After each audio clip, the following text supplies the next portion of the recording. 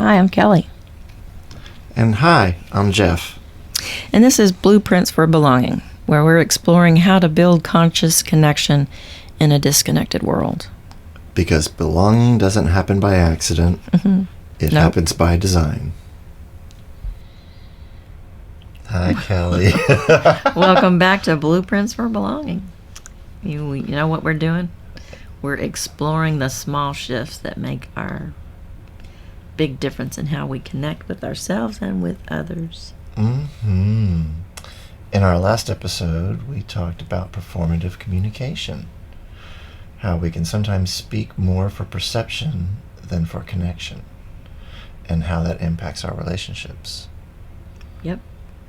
I'm going to go off script here just a little bit. Yeah, that's okay. Yeah. Because I mentioned that word, and this is like, so what does connection actually mean? Can we talk about that? Yep. Cool. This little mini-series that we have is called The Practice of Connection. And so we want to stay with understanding what we're doing about what connection is, and disagreeing with disconnection is this little chapter of what we're going to be talking about. Yet first I wanted to just share a little bit more about what connection is. Mm-hmm. So you have an idea? Well, yeah, putting it into words is hard. Okay.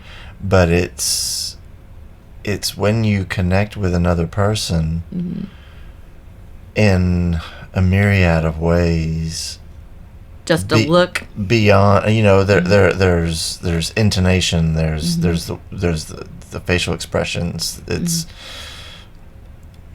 your ability to listen, it's a whole lot of things, and that is so much more than just giving information, right? Which is essentially the other way. When we talk to lots of people all the time.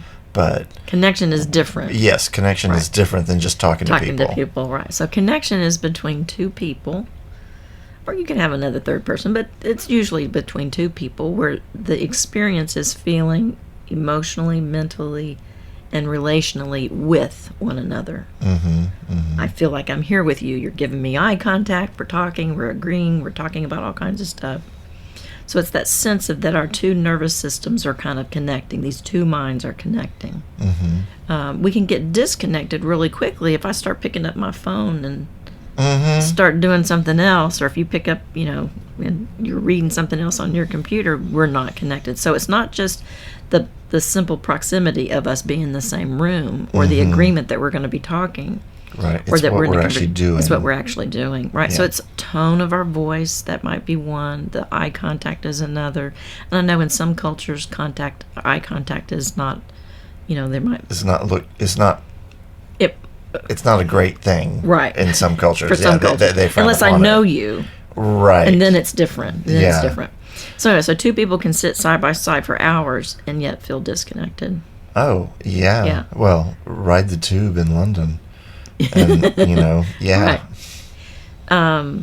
So anyway, so sometimes when we can disagree without disconnecting, and so that's the whole purpose of what we're talking about today, but just to remind people what connection is. Right. So you know what disconnection is, because it's the opposite. So it's about being present to that other person, being attentive, rather than just kind of waiting around or multitasking. It's you feel this recognition, like you feel that you've been seen or heard or you're understood. There's this safety that we might have, because if you're yelling at me and doing all kinds of stuff, like we might not. Well, that's not very safe. It's not very safe. So that's not necessarily connection. Just because we might have eye contact and we're real close. So, and we're if one person is trying to manage the whole conversation and is not allowing the other person to have that conversation along with them, then that's not really connected either. So, and staying curious, that's the other component of it, is being not having this opinion, this is how you have to do it, and this is how you're supposed to be connected. Right. Holding that curiosity for each of us to explore what might be showing up. Yeah, which in other words could be flexibility over rigidity. Right.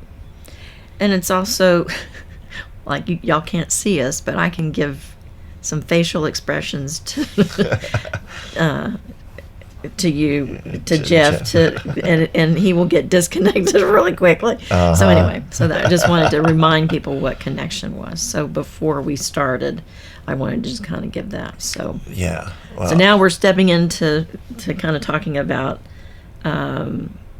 something altogether, kind of like how people try to avoid disagreements. Like they don't want to share what's going on for them, so they just avoid that. And so that's not really when you're trying to avoid not connecting, or because you have a disagreement about something. That's a whole nother. We'll talk about that another time. But so right. Anyway. Well, that's the opportunity Right. to start seeing things differently. Right. So anyway, so more specifically, we're going to talk about how to disagree without disconnecting today. Yep, disagreeing without disconnection. Yeah. Well, shall we start with redefining conflict? Sure. So I think disagreeing without disconnection begins with redefining conflict itself. Okay.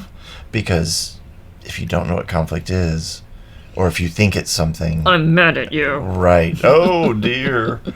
That's conflict, all right. Right. Or just a face. Usually people say, "Are you mad?" Right. No, this is my resting bitch face, Right. you know? Yeah. Rather than viewing disagreement as a threat to relationship, which is what it often is seen as, it can be understood as a natural and necessary part of being in relationship with the others who have different experiences than you. Right. They have different. Which is everybody. Everybody has different experiences. You know? Right. And part of even people in your own house have different experiences than you, even though they grew up in the same house with the same parents. You know, your siblings are all different and have different views of things. I'm curious. Do you have that same thing with yourself? What do you mean, that same thing with myself? So you said you have a difference of agreement with another person in your house. Can you have that for yourself? It comes out across as doubt. Right. Doubt and disappointment, right, regret. Right. So yes, you can. Yeah, I guess you can. Yeah. So it's not just others.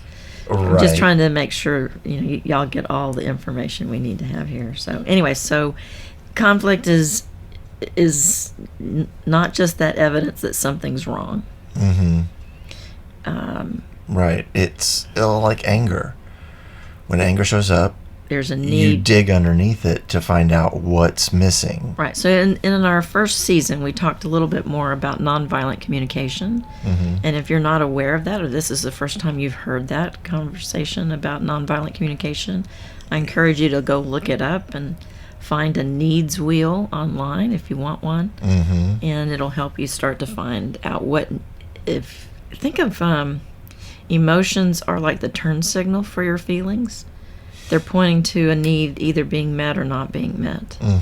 So anyway, what happens when we have conflict with, say, somebody else? What is it that we're wanting to do usually? I'm gonna suggest that what we're trying to do is convince them of our own argument. There you go. Yeah, we're trying to get them on our side. Right. So usually we don't go in with compassion to understand what might be going on for the conflict. We usually go in with, I've got to convince you to see my way before we even do anything else. Right. So being aware that might be something that kind of contributes to more of that disconnection is a good place to start, kind of being aware that what am I trying to convince this person to if I'm disagreeing with them. Yeah. Because we're all going to have different perspectives and different experiences and different needs for that time. So yeah. Well, so next time you have a disagreement with a friend, call us. Yeah, we'll walk you through it. You need to just reframe it from threat to a relationship to opportunity for deeper understanding. Right. Because that's all it really is. Stay connected, not correcting. Right. Yeah. Yeah.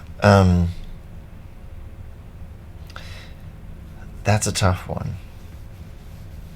Because we're encouraging everybody who's listening to stay connected no matter what comes at you in the relationship, right? So have you ever talked about the plane analogy? Have we ever talked about that? I don't about think the so. co-pilot? No, Okay. I don't think so. So imagine you're the co-pilot and you tell your pilot, there's a mountain coming. Right, I can see it. And the pilot says, okay, thanks. Uh-huh. And they do nothing. Do you tell them again that the mountain's coming? Right. Or do you turn the plane? That's a tough one. I know. Because they have a hierarchy that They has to do. be followed. They do. And they take it very seriously. And a lot of times we're missing that hierarchy, or we're missing that, noticing that hierarchy in our relationships as well. I can't tell somebody else what to do. They're my mom, Right. or my boss, Right. or a good friend. Right. Well, and you probably shouldn't go around telling people what to do anyway. Okay, But if it's sharing your opinion is different. Different, okay. So Yeah. this is about when... okay, well, let's go back. So you shared about when is it okay to tell somebody I'm having a conflict with you, or I don't agree with you. Right. How would you say it or share it? Because that's just as important in how to do that too. Yeah. Well, it depends on what it is and who it is, because all these things play into how I say whatever it is I say. But the case in point is actually here with us. Oh. Yeah. Share it. So in the beginning today, so we usually talk for about an hour or so before we actually start recording.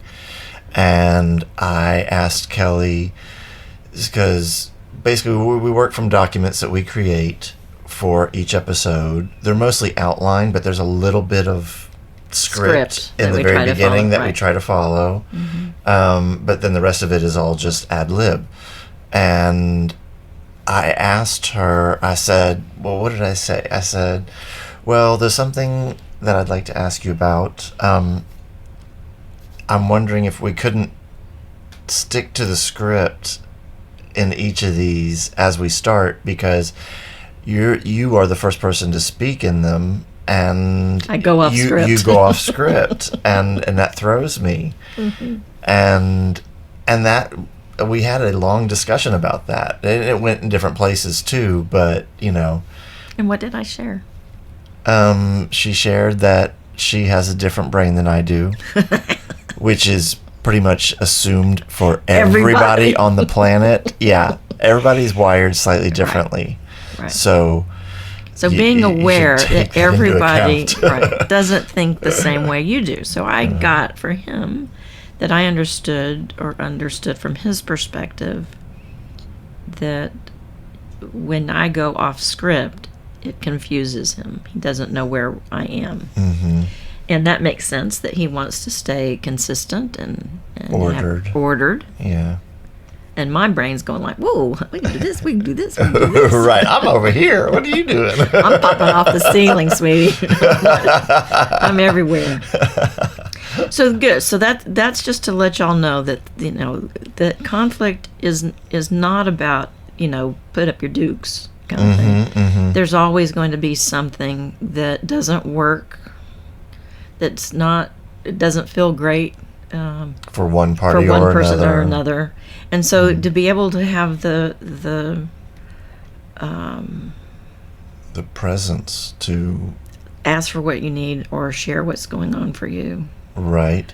Because most often people just hide it and not deal with it. Yeah, I've been guilty of that too. So, but we're not going to talk about that today. Yeah, this is how our podcast is. It's just blueprints. It's not like Right. You have to do this, and then this, and then this, and then this. Right. It's not, I mean, even though it's down there, the person who's making the building, if it's not going to work, they might do something a little bit different to make it work, correct? Mm-hmm. Okay.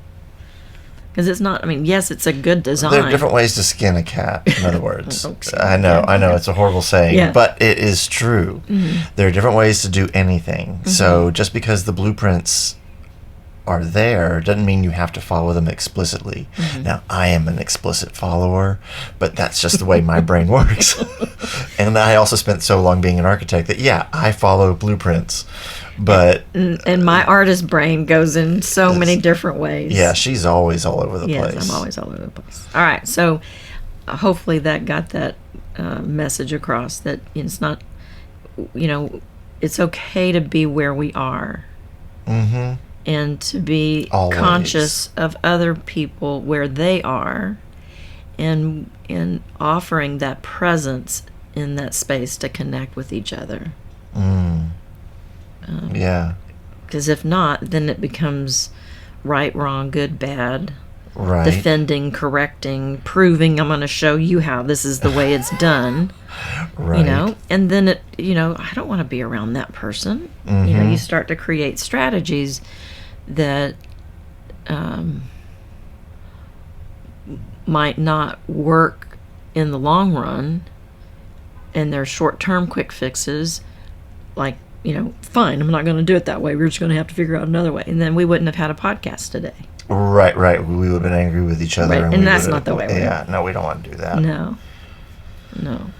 No, because everything that you could possibly disagree about is tiny in the grand scheme of things, So just think about that. It doesn't matter, really. I don't want to blow up a relationship over something like this. That's crazy. So good. So that's the other half of my mantra. Mm-hmm. Cherish over change. Cherish who you're with. Right. Don't try to change them. Don't try to change them or destroy them. Right. Stay with them no matter what's showing up. Mm-hmm. So we can have multiple perspectives. Those always are going to coexist. Mm-hmm. And it's not That's what just, makes collaboration interesting. right. Because different perspectives. An are agreement fascinating. is not required for connection. Mm-hmm. Although it's nice. Well, right. It's nice to have it, but yeah, you can connect over anything, and that's the joy of connection. So, can you give me an example of a disagreement that you might have had with somebody else, not me?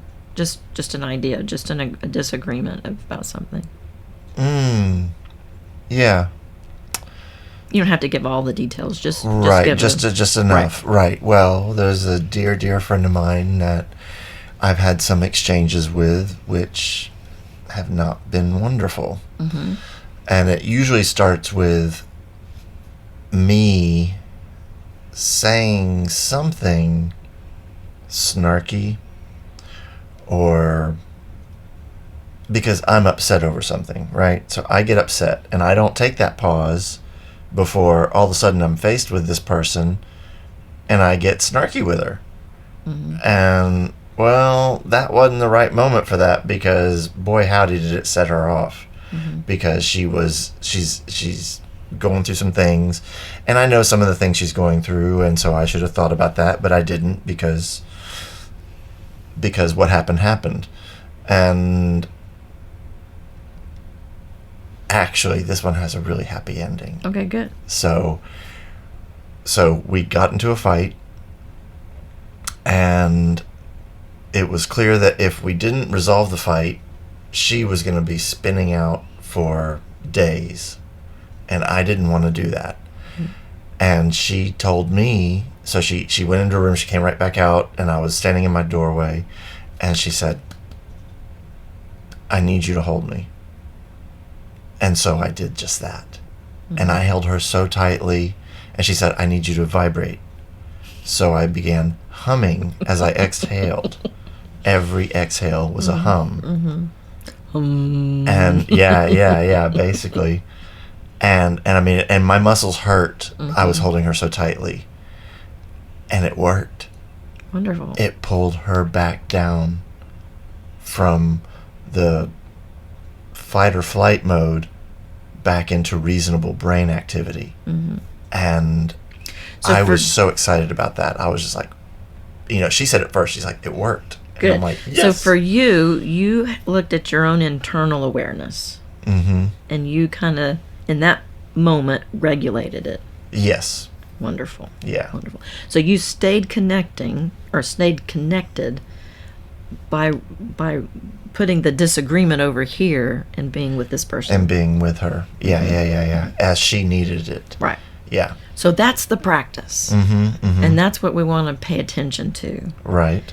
Because, the disconnection or the argument or whatever it is, it's going to get us to react. Mm-hmm. And the point of us getting to react is our emotions are trying to help us survive. Mm-hmm. So our emotions are triggered on anger. We get angry really quickly because Mm-hmm. that's about survival. Mm-hmm. And so when we get disconnected in a disagreement about something, if we're not aware of that reaction, Mm-hmm. then we continually repeat it and repeat it and repeat it and repeat it and repeat it and Right. repeat it and repeat it Over and over and over again. and repeat it some more. So anyway, and then it's like, then we start trying to have some making sense of it. It's their fault. Right. So we create this us versus them distinctions, and then we have to find out who's right and who's wrong, and we have to look for evidence of who's right and who's wrong. And then that's where we spend our time in trying to cover for us so that our ego doesn't get the hit for it. Mm-hmm. So anyway. Right. Don't listen to your ego. It's a fool. No, you still need to listen to it because it's still there for you. It's just learning how to practice to staying present whenever there's a disagreement, Mm-hmm. whenever there's something that might be going on. We've talked a little bit about the 6-9 image. Mm-hmm. If you have to, imagine there's a 6-9 or a 6 sitting in front of you. You see the 6. What do they see? They see the 9. Mm-hmm. So how do I go over and see the 9 from their perspective is what I'm going to do. What it would be like for you that you've had to deal with me being able to just impromptu go off and go different directions. And for you really like that structure. So seeing that structure and how important that structure is for you, okay, I can do that. I can Right. figure that part out. That's not a big deal for me. Right. And that makes me feel seen and understood and happy. And that's easy. Wow. Okay. All right. So anyway, I'm hoping y'all get that. Part of this is we want to practice noticing when we react, and giving ourselves a pause to create a response. Right. Because that's the only place for the pause is before the reaction. And it's not easy. I will tell you, I have struggled with this, but I'm much better at it now than I have You've been practicing it, right? I've been practicing it. Right. Yeah. And when we get disconnected, we can always offer, hey, let's come back to connect. Well, right. Yeah, you can repair Right. if you've disconnected. Yeah. Right. Yeah, there's always a chance to repair. That must have been yours. Oh, shoot. I don't know where yours is. I don't even know where it is. We're looking for phones. Oh, there it is. Okay. It just yeah. beeped. So Yeah. anyway, so now we know how to care for each other by learning to pause, Mm-hmm. stay in a place of connection with yourself. I can't give you something I first don't possess. Mm-hmm. If I'm noticing that I'm not connecting with myself, I'm going to give myself a pause and connect with myself. I can't give you empathy if I don't have empathy for me. Mm-hmm. It just Right. won't come out of me. Well, right. Mm-hmm. It's like the old saying, you can't love somebody else until you can love yourself. Mm-hmm. That is so true, and Mm-hmm. it goes for everything. Right. So that's all about our internal awareness and kind of recognizing our staying in that place of, I don't know, I want to call it regulation, but Well, emotional it's regulation is what okay, it is. okay, Yeah. Right. Call it what it is. Right. Yeah. Whew. All right, so a part of this is the language that we might use, and this is some other disconnecting ways that we might get disconnected. Usually, if somebody starts with "you did this," Mm-hmm. oh, that's a good trigger for me. Mm-hmm. I think I had I had called and left a message 4 times for my medical facility that I wasn't going to be able to make my appointment and that I needed to reschedule it.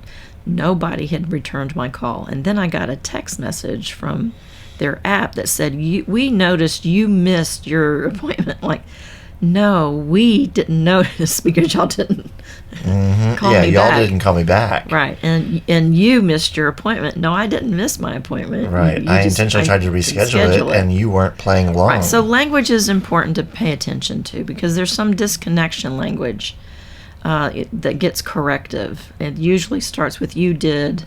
You missed the appointment. You missed. In some ways, they're overreacting to it, or they're telling you overreacted, or that's not what happened.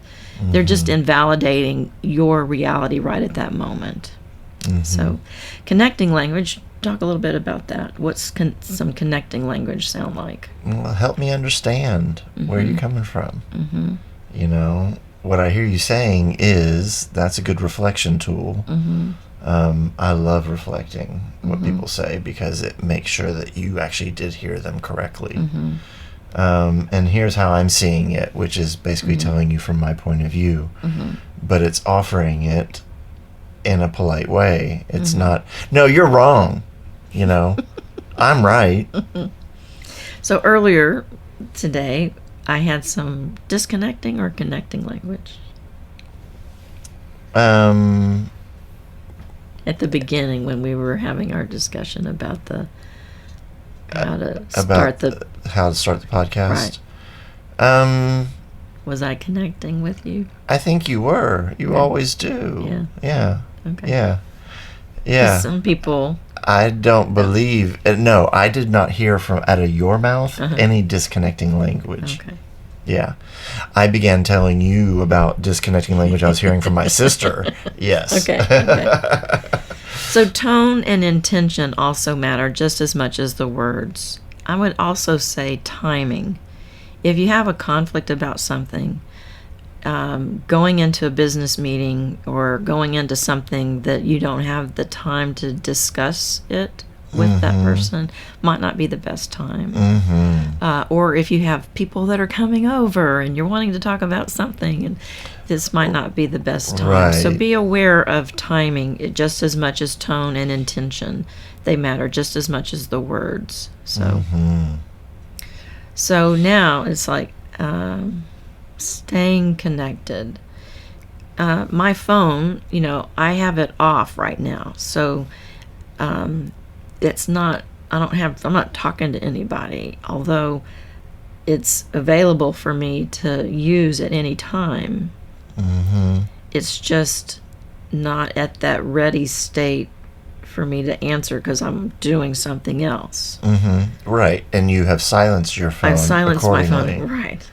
So and now I have done mine too because I didn't do it before. Right. Whoops. So anyway, our disagreements, when we're able to work through them with whomever where that might have Whoever we're disagreeing with. Right. When we're able to work through them, it has a little side event that's really helpful for that relationship. Trust. You start to be able to build trust. Right, you start to build trust. When you try to repair versus blame that and comes shame. With trust. Right. So we might have some short-term things that are going on for us. Like we might feel some discomfort or it's taking more time than we thought that it was going to take, or we're not really sure where it's going to go or how it's going to turn out, so that tolerance for that ambiguity of where those might go. However, we do have some, in the long-term effect, is having that trust with that partner or that person that you're visiting with, or having that emotional safety that you might have by being able to share what was going on for you, and being able to, I think the outcome kind of becomes, now I can be myself, Right. Even when we disagree, I don't have to hold it back. Right, which is a wonderful thing, right? Right. Yeah. It's like when you discover that you can actually be yourself all the time. Right. That's so much fun. Right. Well, so here we are, kind of toward the end here, for what we're trying to share, that we can have disagreements and still stay connected. It doesn't mean just because we have a disagreement doesn't mean that... well, because even agreement doesn't equal even connection. Connection either, right? Correct. Yeah. Right. Understanding equals connection. Right. So now that kind of what we got out of all of this, do you want to share a little bit more about it, kind of like our core insight about all of this? Sure. Well, avoiding conflict weakens relationships because avoiding does weaken relationships. Because if you avoid people, well, you're not engaging with them. Moving through conflict strengthens them. Well, and that is true. So if you have a disagreement, you can talk about it, you can move past it, and that's the only way to really move past it, is to move through it. I think for some people that have like relationships, like partnerships or marriages, they're like, you've never been mad at me before, and now you're mad at me. And so some people try to just deal with, they avoid it because I don't want to make you mad. Right. So this is not about avoiding that kind of conflict. This is about working through it and moving through that, because it strengthens that relationship. Well, right. More. And once you've moved through it, then you won't really have that disagreement again. You might, but sometimes it'll be easier. It'll be easier the second time around, definitely.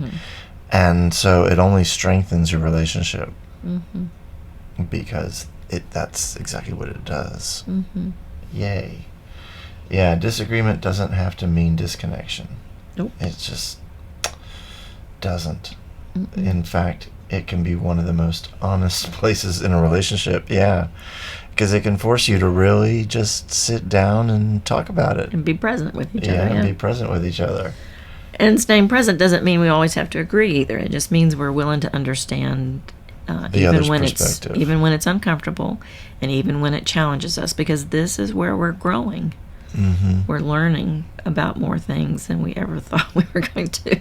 Maybe the people that are giving us all of these challenges like this, we can think of them as helpers. Yeah. They're helping They're us in my grow. life to help me learn. Help me learn how this. to grow, Yeah, right? Yeah, exactly.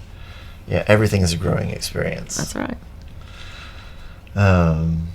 Yeah, very cool. How do I prove my point? Maybe start asking, how do I stay connected while we see this differently? Because generally speaking, proving your point is just going to result in more conflict. You're trying to ram it down their throat, and they don't want to hear it. They don't want to hear it because you don't want to hear it either when it's the other way around, right? So think about how you would yourself react. And, yeah, everybody's different. And the more we can remember that, the better off we'll be with each other. You don't have my same brain? What? No. We're not Siamese twins. No. Here, to close, we're going to talk about 5 reflections that maybe take with you for this week. The first one is, when I disagree, do I move toward understanding or move toward proving? What happens to me emotionally and physically when someone sees things differently than I do? Where do I tend to disconnect first? In my tone? In my body? or my willingness to listen? Mm-hmm. What would it look like to stay curious in the middle of a disagreement? Can I allow both perspectives to exist without needing immediate resolution? Right. Yeah, because connection isn't built on sameness. Nope. It's built on a willingness to stay. And maybe this week the invitation isn't to avoid disagreement. It's to notice what happens and when you show up. Mm. Keep showing up, y'all. Mm-hmm. Yeah. And see if you can stay just a little longer than you normally would. Because I don't want to just get up and go. Yeah, exactly. Where's the fun in that? Yeah. So maybe strong relationships aren't built by never disagreeing. Maybe they're built by learning how to stay present, protected, and in that connection. Right. And move through the conflict together. But, a lot of people unconsciously believe that good relationships don't have conflict. I don't know how many times I've heard that from people. I know. And I just don't know where they get that. It's like relationships with who? Right. Other people? Yeah, that's pretty much guaranteed to have conflict or disagreement. Maybe we do need AI then. So anyway, so when disagreement appears, it can feel something like it's, something's wrong, something's failing, or the relationship itself is breaking up and I'm got to find some other place to move because he's going to kick me out. No. Anyway, conflict is not always the problem. Sometimes the deeper harm comes from what happens around the conflict. So it's these actions that we take. So that's the withdrawal. I'm not going to talk to you. I'm going to be defensive. I'm not going to tell you anything. Right, I'm done with you. Right. And then just using that silence as a way to punish another person, or you're avoiding them, or you don't want to see each other. That's another one. Or losing the sight of each other in the middle of it. I can't see your humanness when I'm so mad at you.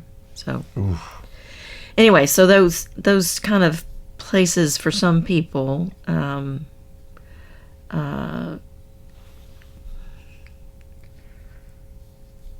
Anyway, so kind of having these disagreements with each other, sometimes they are a disconnection and sometimes they don't have to be a disconnection. Just because they're disagreeing doesn't mean it's always going to be a disconnection. Well, right. I mean, sometimes it's a done deal, right. But most times it's probably not. Right. And so try to work through it and see where you get. So just to kind of follow up with all of this, so strong relationships are not relationships without rupture. They're always going to have something. There's always going to be something. So anybody that's starting out in a new relationship know that at some point you might have something. They don't have to be as intense as, you're going to be falling downstairs accidentally, or storming out the door. Yeah. But they happen. So, and it's not about avoiding conflict, because when we're avoiding conflict, that means we're not connected. Yeah. We're just on a surface. We look like we're connected. Right. So, the real work here of connection is not learning how to avoid that tension, but it is about learning how to move in learning these things together. So. Right. Not letting the tension stop you. Right. So I just want to say thank you, everybody, for being here today. Yes, thank you so much. Yes, and thank you for sharing. Hey. About your conflict. Yeah, my conflict. You're welcome. It's good. Yeah, that's good, y'all. Talk to y'all later. Bye.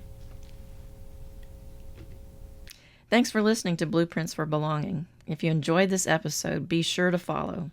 Leave a 5-star rating for us and share it with a friend. You can find us on Spotify, Apple Podcasts, or wherever you like to listen. Your support helps us keep building conscious connection in this disconnected world.